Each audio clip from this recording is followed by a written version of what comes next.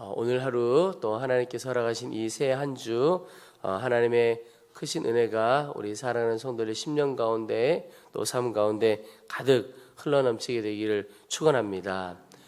여러분 혹시 스포츠 경기 같은 거 보셨을 때 결과를 다 안 그런 경기를 재방송으로 본다든지 다시 본다든지 그런 경우가 혹시 있으셨습니까?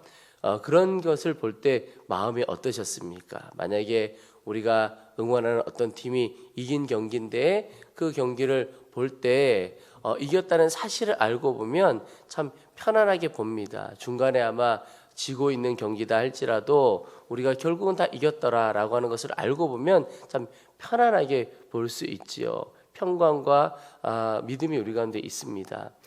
우리가 살아가는 인생이 꼭 그렇습니다. 하나님께서 이미 우리에게 승리를 주셨음을 믿고 결론은 다 있다라고 믿고 그렇게 살아가는 인생은 마음에 평안함이 있고 기쁨이 있고 정말 평강으로 가득하게 됩니다. 왜냐하면 지금 모습과 상관없이 마지막은 결국 승리야, 마지막은 이김이야 라고 깨닫게 되고 알게 되면 걸어가는 길이 너무나도 담대하고 평안할 수 있습니다. 여러분 오늘 이 요한계시록을 보면 세상의 마지막 심판의 때 추수의 때의 말씀을 그대로 보여주는 것인데 여러분 결국 이 땅에서 악한 세력이 잘 되는 것 같고 악한 사람들이 잘 되는 것 같아도 마지막은 그들은 다 뽑혀 불에 던져지고 하나님의 사람들 의인들이 결국은 다 승리하게 된다는 것을 보여주고 있습니다. 그래서 여러분 오늘 하루 어떤 상황을 만나고 어떤 사람들을 만난다 할지라도 나는 결국 주 안에서 승리하게 된다, 승리를 맛보게 될 것이다 하는 그 믿음으로 평강을 누리고 또 담대하게 살아갈 수 있게 되기를 축복합니다.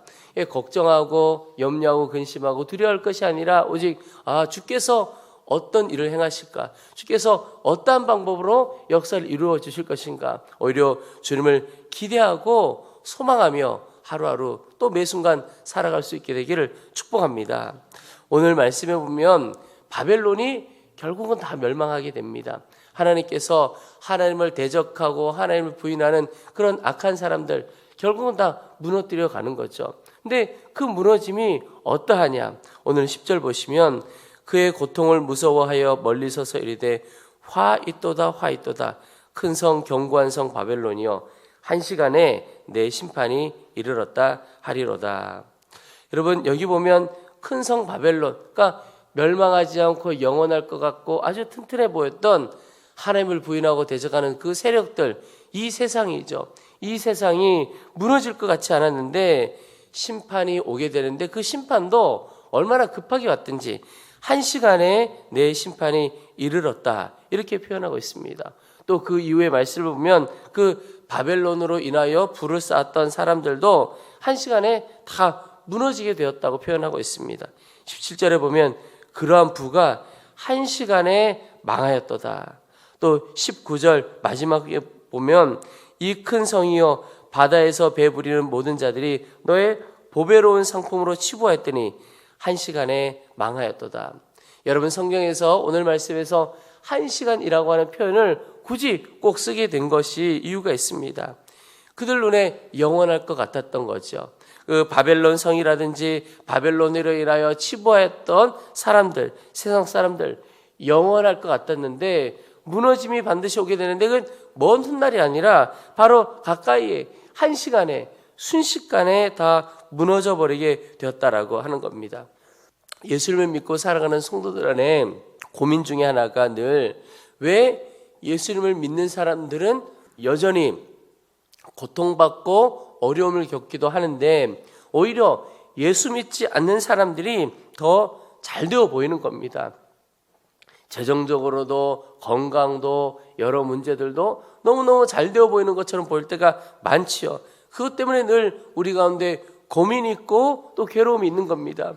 예수 믿는 이들은 너무너무 어렵고 예수 믿지 않는 하나님을 대적하는 이들은 여전히 잘 살아가고 그러나 여러분 우리가 그 악인들의 흥함을 부러워하지 않아야 할 것은 추수 때에 그들이 다 뽑히게 된다는 사실이죠.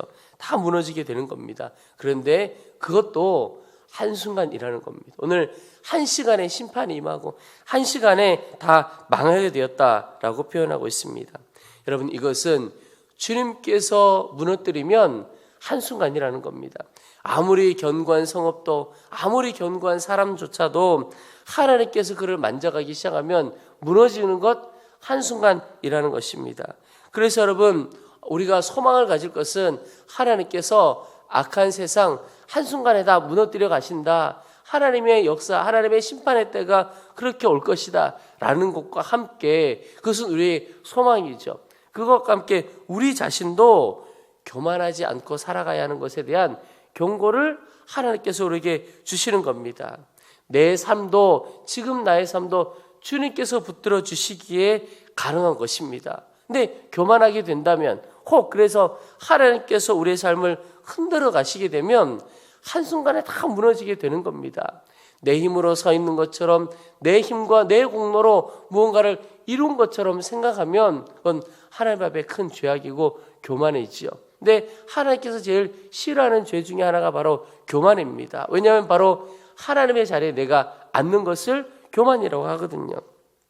여러분, 교만하지 말고 죄 짓지 말고 자랑하며 살 것도 아닙니다. 그것 우리는 영원할 것처럼 보이지만, 내 힘으로 뭔가를 세우고 영원한 것처럼 보이지만 하나님이 흔드시면 순식간에 다 무너져 버리게 된다는 거죠. 그래서 여러분, 우리가 해야 할 일은 겸손하게 사는 겁니다. 그저 하나님 앞에 감사하며 사는 겁니다. 은혜 주신 것에 대해서 감사하고 하나님께서 붙들어 주신 것으로 인하여 늘 겸손하게 사는 거죠. 여러분, 주님을 바라보는 사람, 또 주님 앞에 서 있는 사람은 겸손하게 살아갑니다. 주님을 바라보는 눈이 열리면, 아, 이건 내 힘으로 한 것도 아니고 주님이 붙들어 주시는구나, 주님이 흔드시면 무너지는 것 한순간이구나, 겸손할 수밖에 없는 것입니다. 여러분, 오늘 하루도 혹 우리 주변에 악인의 흥함을 본다면, 아, 악인이 무너지는 것 한순간이구나, 소망을 갖게 되기를 축복합니다. 그것과 함께 우리 자신을 향하여도 하나님 앞에 늘 겸손한 자로 서게 되기를 축복합니다. 교만하지 말고 자랑하지 말고, 우리는 자랑할 것은 오직 주님을 자랑하고 우리의 약함을 자랑할 뿐입니다. 하나님의 역사를 높이고 주님만 자랑하는 하루 되시기를 축복합니다. 오늘 말씀해 보면 바벨론이 망하고 바벨론으로 인해 매매하고 불을 취했던 사람들도 너무너무 어려움을 겪었다라고 표현을 하게 되는데, 그들의 상품을 사는 자가 없기에 어려움을 겪었다, 이런 표현을 하면서 12절부터 보면 그들이 매매하고 다뤘던 상품들 이름 하나씩 쭉 나옵니다. 근데 그 리스트에 이어서 13절에 보면 계피와 향료와 향과 향유와 유향과 포도주와 감람류와 고운 밀가루와 미리요, 소와 양과 말과 수레와 종들과 사람의 영혼들이라, 이런 표현이 나옵니다. 여러분, 이 바벨론으로 인하여 불을 쌓았던 사람들이 매매하고 다뤘던 물품 중에 쭉 다른 것들은 이해가 되는데 마지막에 사람의 영혼들이라. 그러니까 이때 이 악한 시대가 사람의 영혼들도 사고 파는 시대가 되었다는 겁니다. 여러분, 세상만 그렇습니까? 우리 성도들은 어떻게 생각합니까? 그 말은 나는 다른 사람들을 어떻게 바라보느냐 하는 겁니다. 다른 어떤 사람을, 누군가를 내 성공의 도구로 바라보느냐, 아니면 그 영혼을 그저 상품이나 도구로 바라보느냐, 아니면 사랑하고 존중해야 될 대상으로 바라보느냐 하는 것입니다. 여러분, 다른 사람들, 다른 영혼들, 이런 분들은 내가 사랑하고 섬겨야 할 대상인 것을 꼭 기억하시기 바랍니다. 악한 세상은 늘 다른 사람을 밟고 내가 성공하려고 하고, 그 영혼을 팔아서라도 내가 잘나면, 내가 성공하면 된다, 이런 마음을 갖습니다. 그러나 우리는 그 영혼 살려내고 사랑하고 존중해야 할 것이라는 것을 기억해야 합니다. 하나님께서 제게 목회를 하도록 이끌어 주셨는데, 그러면서 목회를 할 때 여러 가지 결정할 것들이 참 많이 있습니다. 예를 들어 우리 당회가 다가오는데요, 하다못해 속회를 편성하고 어느 분을 속장으로 세우고 어느 분을 어떤 속회에 재편해드리고 편성해드리고 뭐 이런 결정할 것들이 참 많이 있지요. 그런데 수많은 결정을 해야 하는 목회에 있어서 제가 가지고 있는 기준, 하나님 앞에 가지고 있는 기준이 무엇이냐면 하나입니다. 방법은 여러 가지가 있을 수 있겠지만 이 결정으로 인해서 그 영혼이 살겠느냐 하는 겁니다. 목회가 영혼을 살리는 것이 목회라고 생각을 하는데, 그러면 그 결정에 있어서 목회 중에 일어나는 모든 결정의 기준은 하나님 기뻐하시는 일이겠느냐, 그리고 그 영혼을 살리는 길이냐, 이런 결정을 했을 때 그 영혼을 살리는 길이겠느냐, 그 기준이 딱 하나입니다. 아무리 눈에 좋아 보여도 이렇게 결정했을 때 그러면 그 결정을 통해서 사람들이 살아나고 힘을 얻겠느냐, 그 기준이 하나님께서 제게 주신 기준입니다. 여러분, 이를 위해서 함께 기도해 주시기를 또한 부탁드립니다. 우리 교회 안에서 벌어지는 모든 결정이 믿음의 결정이요 영혼 살리는 결정 되어지도록 기도해 주시기를 바랍니다.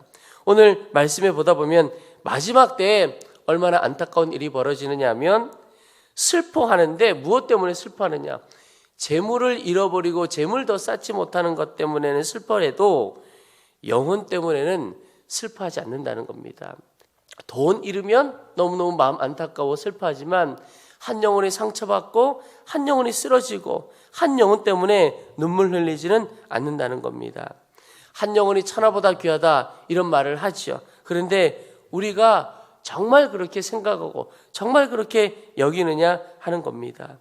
여러분, 하나님께서 우리를 사랑하셔서 우리 한 영혼을 위하여 예수님 그 외아들 생명 주시고 피 흘리기까지 우리를 사랑하신 거죠.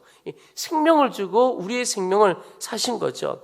그만큼 우리를 사랑하시고 소중히 여기신다는 겁니다. 여러분, 오늘 하루도 우리가 만나는 많은 영혼들 소중히 여기게 되기를 소망합니다.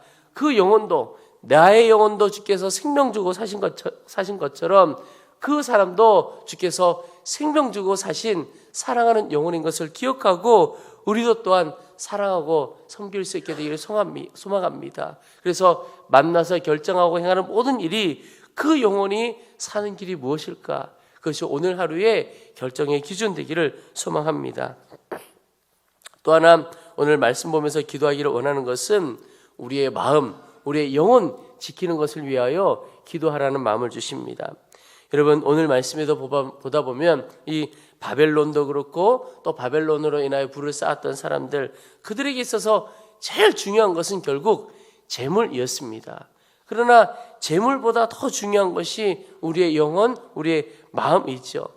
재물은 지키려고 엄청난 노력을 하고 재물을 잃으면 눈물을 흘리고 애통해 합니다. 그런데 마음 지키려고는 별 노력을 하지 않는 거죠.